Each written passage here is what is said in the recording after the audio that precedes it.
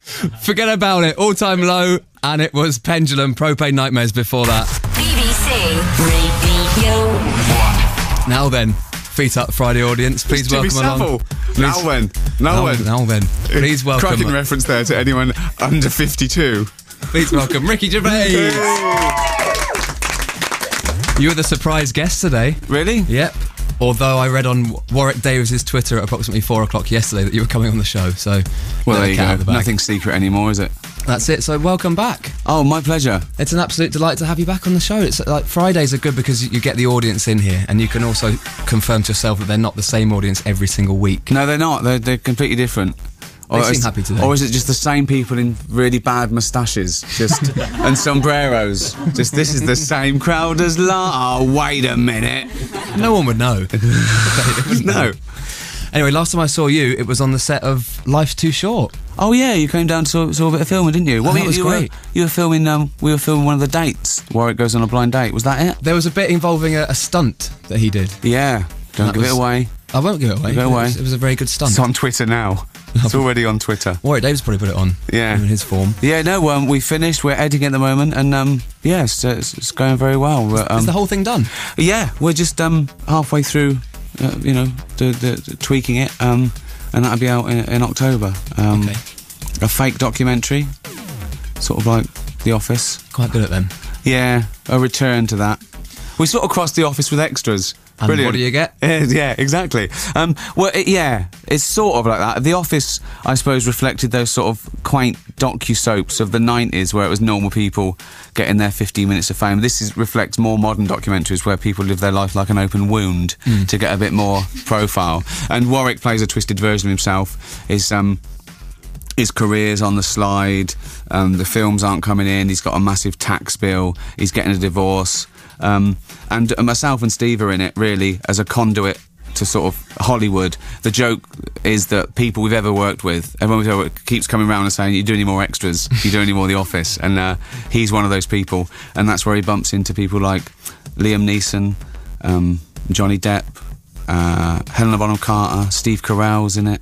These are exclusives because we haven't heard about that one. Well, two are. You didn't know about Helena Bonham Carter and Liam Neeson. Wonderful. Yeah. And how were they on set? Amazing. Did they approach you like they did in extras? I think Liam Neeson is the most excruciating thing we've ever done. Really? He comes round to me and he's in that mode, like that, Ricky. He says, I'm thinking of doing some comedy. And I'm terrified, and he makes us do improv, and it's the most excruciating thing because he plays a version of his humourless sort of Taken type self, and it's just we were crying with laughter. We just couldn't get through it. It's amazing. Johnny Depp is incredible. The joke with Johnny is that he's doing a new film with Tim Burton called Rumpelstiltskin. And he's playing Rumpelstiltskin, and he's such a method actor that he wants to get in the mind of a dwarf. So he hires Warwick to show him around, and it's just crazy. It's just crazy. That's some really impressive names, though, for the series, isn't it? I mean, Liam Neeson, that's a great one to Amazing, get. Yeah. I mean, but, it is still... It's about the ensemble cast, and particularly about Warwick, really. These are to add a bit of realism and flavour, because he's in show business, But yeah, he's amazing, Warwick. He's fantastic. He was one of my favourite guests of this year. We had him in, and he was just so funny. He's so funny. He's so nice, and I've never heard him complain once. The things that we got him to do, and he's indestructible. He does all his own stunts, and they're incredible. I mean, I want to bring out a Warwick Davis doll. You can throw it against a wall. You can dress it up as a frog. Surely that will happen, the doll. You can sort that out, can't you? Yeah, I think so, yeah. With Little Britain, so you could do some... exactly. So, why wouldn't we? Yeah. Computer said no. What was the doll from Little Britain? I don't know. Maybe. Is this going to be a quiz question? No, it's not a quiz. I failed. No. We stopped doing that quiz, by the way. The ego board that you like to do? Yeah. Yeah, we've canned that. Because I didn't win? Well, mainly. But it was a farce. Yeah, I just think Gervais definitely should have won. Definitely should have won. I think like a lot of things, it went to the scrap heap. Enough was enough, really. Do you know what I mean? Yeah. Well, what can you do? Think of something else, but we haven't done that yet. No one ever said your work was going to be timeless. Exactly. Or you wouldn't have to do it every day. Just do it once and repeat it. That's what I do. Just commit it to DVD as fast as you can, and then just vlog it for the rest of your life. Well, at 4 o'clock, this gets put in the bin, and we do it all again tomorrow. Exactly, That's what it feels like sometimes.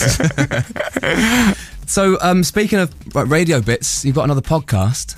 Which has come out we've just went live now. If you go to iTunes and put in the Ricky Gervais podcast, there's one called a Froggy Day in London town, and it features me dressing up Warwick Davis. Nothing to do with the show. I just invited him around to my house, and he thought it was for dinner, and I had a little frog costume.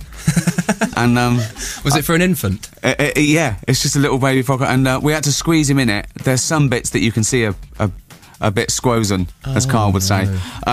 But he's amazing. He just went with it, and I filmed it, and it's quite strange that a grown man would dress up another grown man as a frog and then squeak like a child. I mean, I'm 50 years old. And Is he 50? Yeah. No way. Thanks very much. Whoa. Cheers. Did you mean because I look younger or because I act 10? Both. Great, thank you. Who cares? Both's a compliment. Yeah. Is it similar to the DVD extras from, I think it was The Office or X, I'm not sure, when you dressed up that poor guy... Nigel. Yeah. Is it similar to that when it's sort of like that, duct tape around his head? Yeah, yeah. Well, you got to do made something. It look like a pig, didn't you? Is that what it was? Pig Boy. Yeah, Pig Boy, that was it. And of course I made a show out of torturing Carl Pilkington. That's actually filmed.